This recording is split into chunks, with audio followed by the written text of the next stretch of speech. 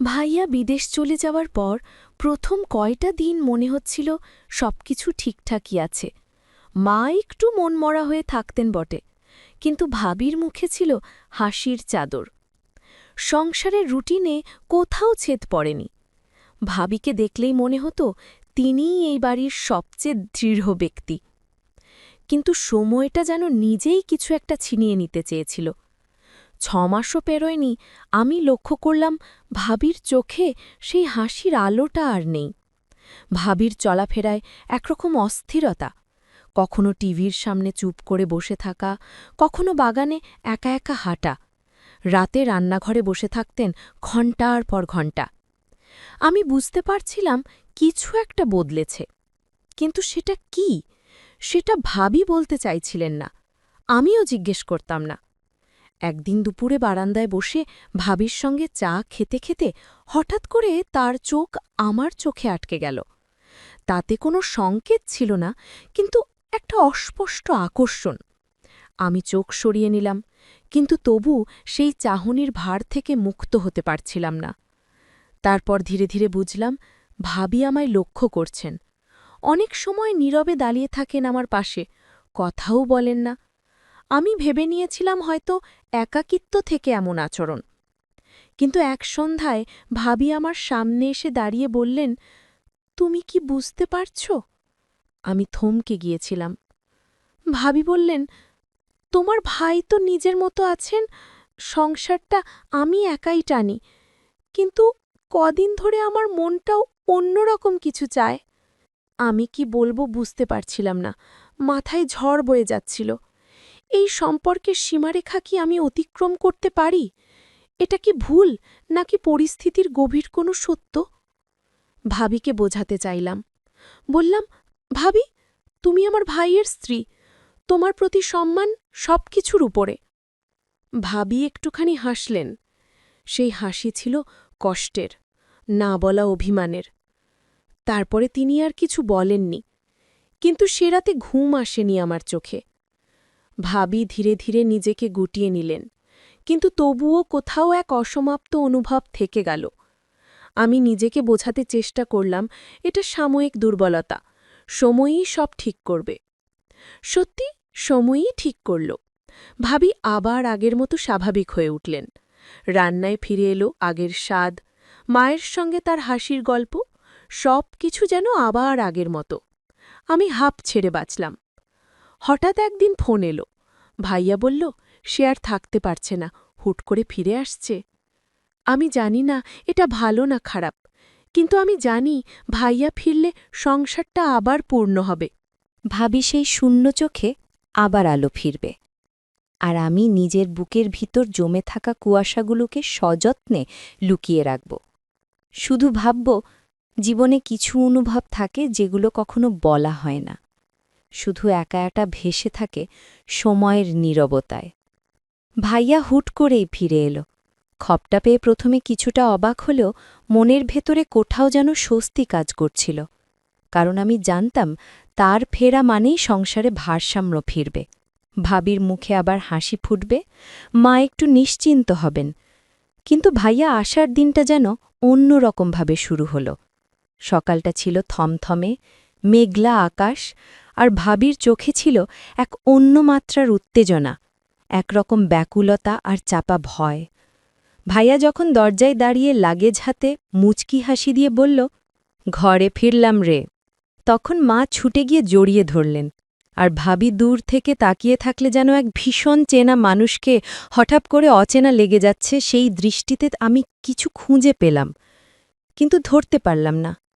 ভাইয়া এসে যেন কিছুটা বদলে গেছে। আগে যেমন প্রাণবন্ত ছিল, এখন যেন অনেকটা গম্ভীর, থমথমে। ভাবিকে দেখে একটু হেসে বলল, ভালো আছো তো?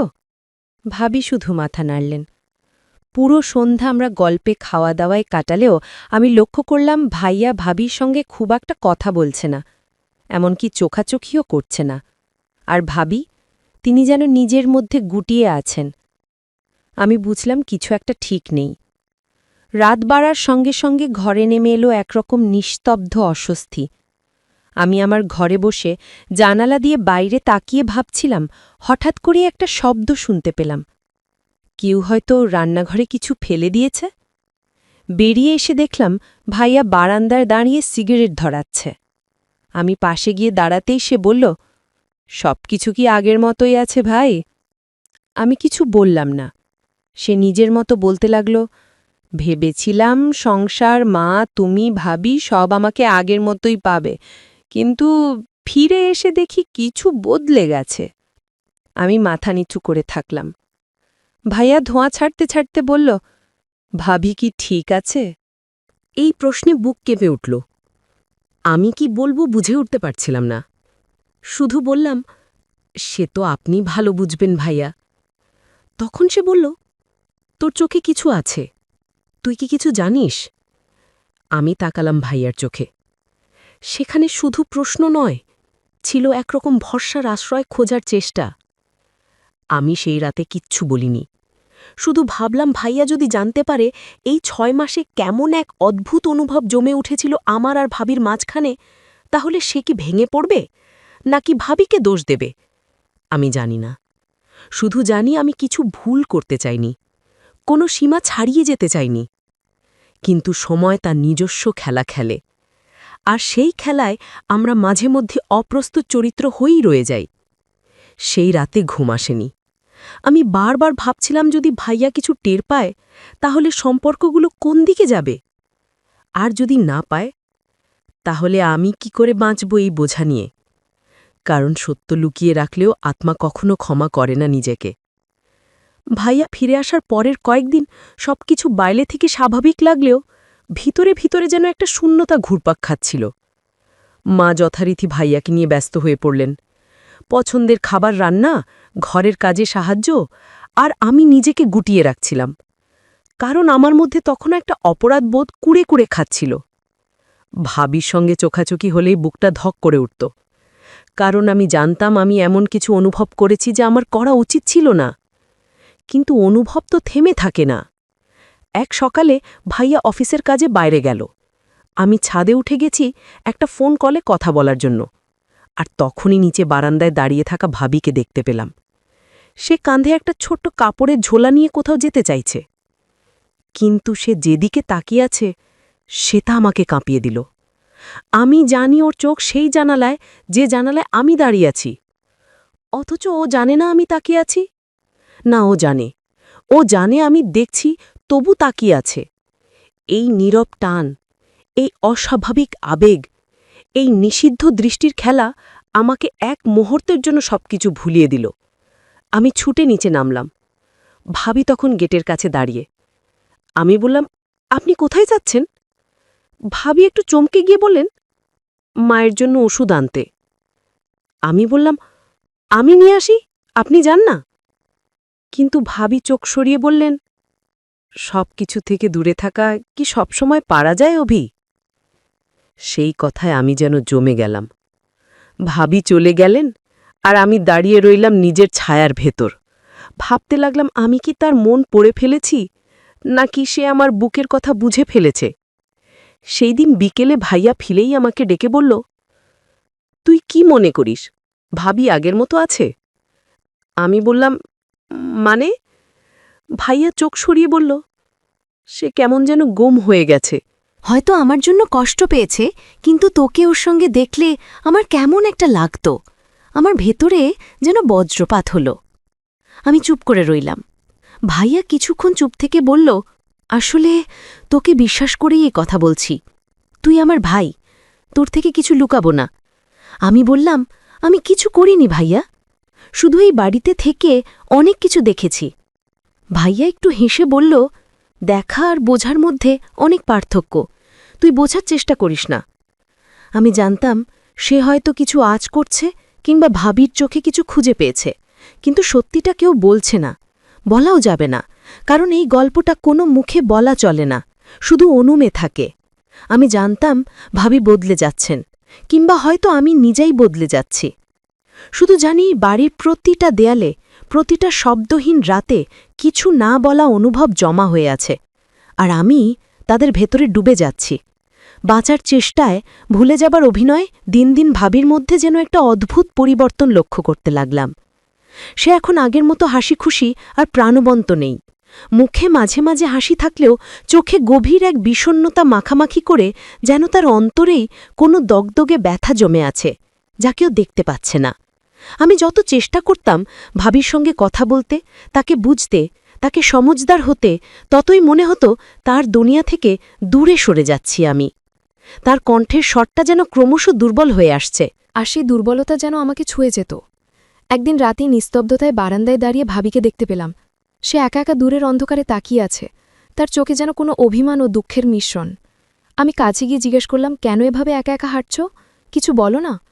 সে একটা গভীর নিঃশ্বাস নিল, বলল, অভি, আমি তোমার কাছে আসতে চাই, কিন্তু যেন কিছু একটা বাধা দেয়। আমি অনুভব করলাম সে আমার কাছে খুলতে চাইছে, তার গভীর মন, কিন্তু হয়তো ভয় পাচ্ছে। আমি শান্তস্বরে বললাম, তুমি জানো আমি তোমার পাশে আছি, সব কিছু বলো। তখন সে চোখে জল নিয়ে ঘাড় নাড়ল। এই 6 মাসে অনেক কিছু বদলে গেছে। আমার ভেতরে এক অদ্ভুত শূন্যতা, যা আমি নিজেও বুঝতে পারছি না।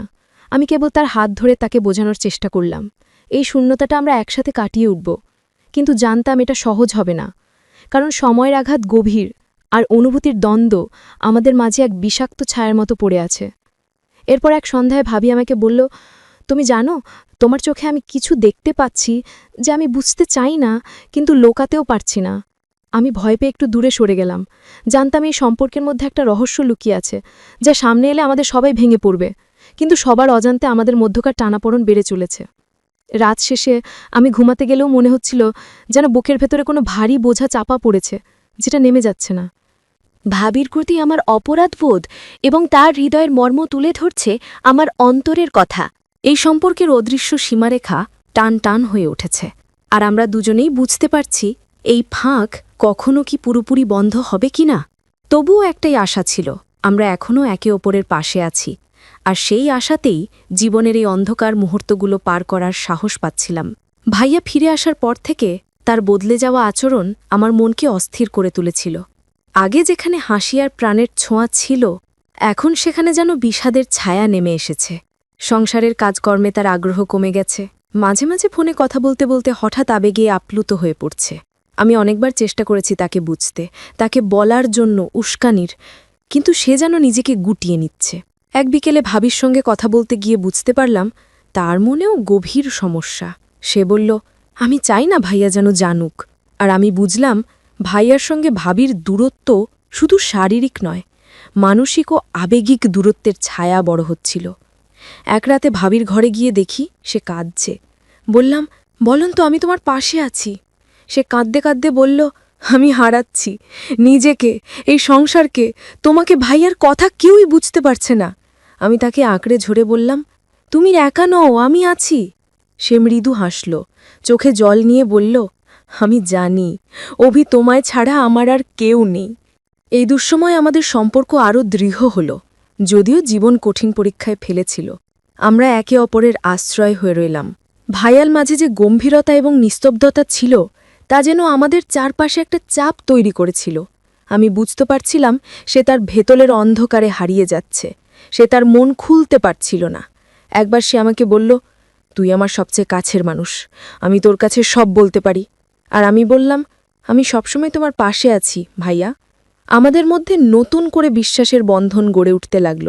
ধীরে ধীরে ভাইয়া তার ভেতরের যন্ত্রণা প্রকাশ করতে শুরু করল, আর ভাবিও আগের থেকে অনেকটাই স্বাভাবিক হয়ে উঠল। একদিন ভাইয়া এসে বলল, আমি বুঝতে পেরেছি জীবন কখনো সহজ নয়, ভুল সঠিক সব মিলিয়ে এই সংসারটাই আমার আসল জীবন। আমি তোমাদের দুজনকেই চাই ঠিকঠাক থাকতে। আমি গম্ভীর হয়ে বললাম, আমিও চাই ভাইয়া, আমাদের সংসার যেন আমার আগের মতো পূর্ণতা পায়। আমাদের কথোপকথন যেন একটা নতুন অধ্যায়ের সূচনা করল। মা তার স্বাভাবিক হাসিতে ফিরে এলেন, ভাবির রান্নায় আবারও আগের স্বাদ ফিরে এলো।